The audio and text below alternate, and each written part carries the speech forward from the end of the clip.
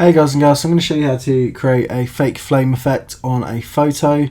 You can use pretty much any photo with a straight object in this to replicate some flames on. So I'm going to use this this guy here. He's got a sword. It's at a straight angle, which is quite easy to work with. So the first thing I'm going to do is I'm going to create a new layer, and you can create a new layer by going either clicking the new layer at the bottom or using the keyboard shortcut, which is Control Shift Alt and N, and that creates a new layer. I'm going to hit P on the keyboard, which selects the pen tool. I'm going to make sure that path is selected up here, and I'm going to draw or click once here and once at the end of the blade to create a path. And there's my path. Now the one thing you should know is this photo is 5,000 pixels wide, so all the settings I use will be relative to that. So you'll have to play about and work out how to convert those if you want them for a different image, or you can upsize your image, it's your choice. So I've got my path drawn now. I'm going to add some flames, so I'm going to go to Filter, Render and Flames. Give it a second, and I'm going to talk you through some of the settings you can use. So I'm going to make sure that I'm going to set the length of the flame to 340. Okay, I want the width to be 250. Angle to be 60, that's fine, and interval to be 80. So these are already preset because this is the settings I use. I'm going to have the adjust interval for loops ticked. I'm not going to use custom color for the flames, and my quality is always set to high. So that's pretty fine with all of that. 60, 80. I'm then going to go to advanced. Okay. And on the advanced bit, I'm going to make sure that I have the turbulence 25. Let me just check this. Jag to 25, opacity to 25. The flame lines I want to be 10, so complexity of 10. Flame bottom alignment.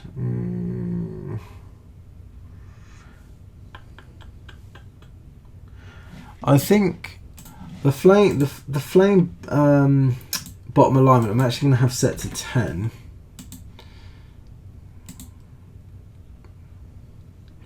Give that a second to change.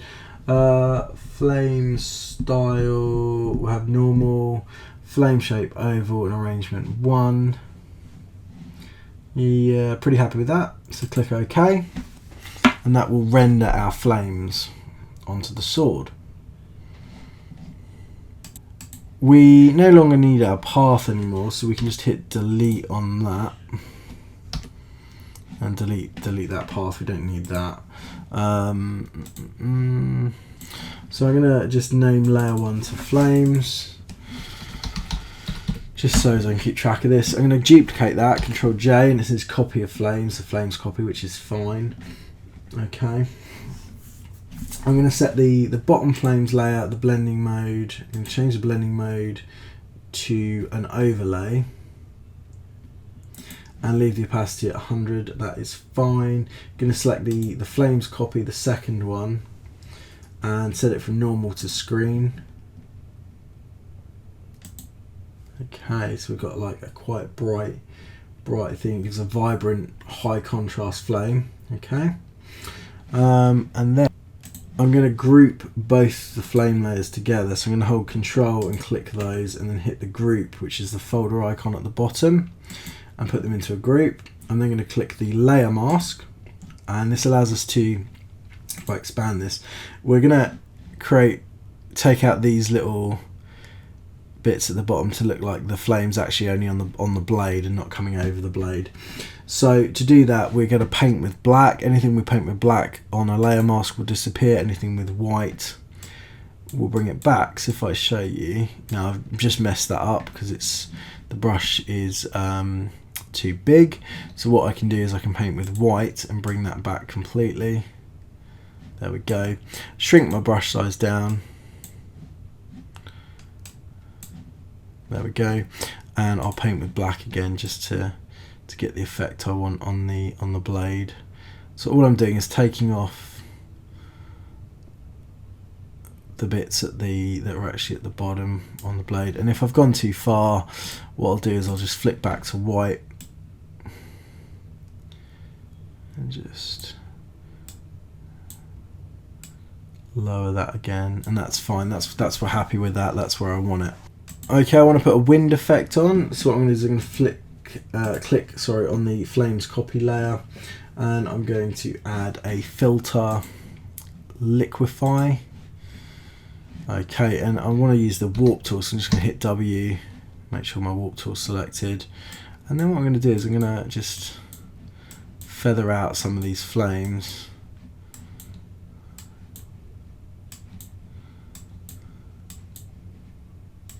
Like so.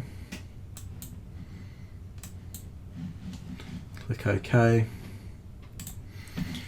And then I'm going to do the same on the second one.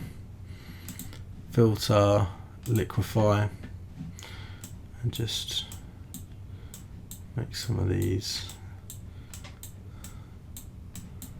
a little bit more rough and ready, a bit like the wind's having a go at it.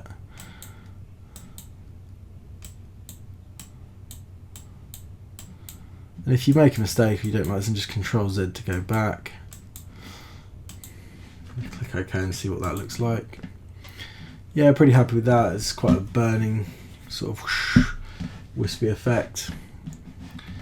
Okay, happy with that. Now, if this guy was really holding a flaming sword, the room would be all lit up. It would be a lot brighter. So what I'm going to do is I'm going to add a gradient to the image. Okay, so I can do that. I'm going to create a new layer. So I'm going to come out of the group and do a new layer. I'm just going to hit the new layer icon, grab my gradient tool, and I'll talk you through this. So I'm going to use foreground to background. Okay, and then what we want to do is make sure that the radial gradient is selected. So we want a radial gradient. Okay, and we want it set to normal mode, opacity at 100. Make sure reverse isn't ticked and have dither. And then we're just going to go from the blade to the edge of the screen, like so. And it just gives it a nice radial effect. I can see I've got a bit of path there that I don't need. We'll sort that out in a minute. And that's fine. So what I'll then do is set this to I'm going to set this opacity to 80, around 80, and change it to an overlay effect. So do it as an overlay, and the opacity down to 80. Well, 80 is going to be a bit too dark, to be honest. So do play about with it. Just bring it up slowly. That's fine. I'm happy with that. That's quite nice. You can always make your gradient bigger if you want. So you could just, if you're genuinely not happy with it, what you can do is just hit delete, get rid of it, create a new layer, and just redo your gradient. So we could redo this, and we could do it. You do it at an angle, make it slightly bigger, slightly brighter. Your choice, completely up to you. Again, set it to overlay. Okay, that's slightly better. And again, we'll just mess around with that opacity. Yeah, that's better. Around 75 should be fine for that. Happy with that. Okay, and there's one more effect I'm going to show you how to do. We're going to create a new layer. We're going to zoom into the guy's eyes, so holding Alt you can zoom in. Okay, and then what I'm going to do is I'm going to grab the paintbrush. The colour I'm using for the gradient was FCB 991, and I'm going to use same colour for this. I'm going to shrink my brush down quite small. Smaller than that, you want it really tiny. Okay, and I'm just going to paint a U around this guy's eyes. make it quite thick because I'm going to be messing around with the overlays. So the blending modes, probably put an overlay on it. There we go, and zoom out. Okay, you can see the flames reflecting in his eyes now, but it doesn't look real, so we're going to turn that to an overlay with a opacity slightly lower. So that's 0, that's full. But to be honest, it's not overly bad. I'm going to put it at about 80, around 80 is fine. You can see you can just see a little tint in his eyes. Just see there. You can make that. You can grab your brush if you're not happy, if it's not standing out enough for you, and just add some of that on a little bit, just to give that a little bit more of a glow. I think this is really nice subtle effect. It's just something that just gives it something a little bit different. And again, if you do make it a little bit too much, just drop that opacity down or Control Z. So happy with that. And the last effect I'm going to show you is how to put some smoke above the blade. So I'm going to make sure this is set to black and white, which I can click here and do, or I can just hit D on the keyboard, and then flick that round so it's white on top, black underneath. Create a new layer, and this layer I'm going to call this layer Clouds, and I didn't call this one anything. I'm going to call this Eyes. And the reason you should name your layers is if you're working on a big project, it makes it a lot easier to find what you were looking for and what you were doing. So on the clouds layer, I'm just going to go and create some clouds. So all I'm going to do is filter, render clouds, filter, render clouds. So there we go, we've got some clouds. Now obviously that's not great, so we want to change the blending mode to screen. So I'm going to go to screen, and again, not brilliant. So what we're going to do is we're going to add a filter, blur, and we're going to put a motion blur on it. Okay, and that's already got my settings to 0 and 290, that's fine. Click OK.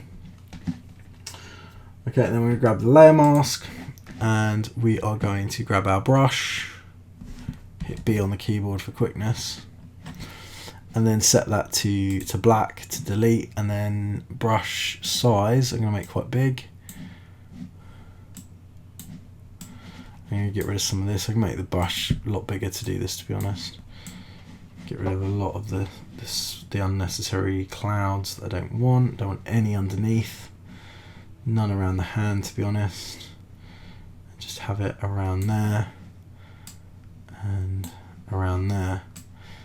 And we can actually get rid of it sort of off the flame. Perfect. And job done. Happy with that. So that's my image, and I can show you the before. So that was our image before. There's our image before, and there's our image after. So I hope you've enjoyed this. I hope you picked up a few tips and tricks. Hit that subscribe button that's on screen now, and hit that like button.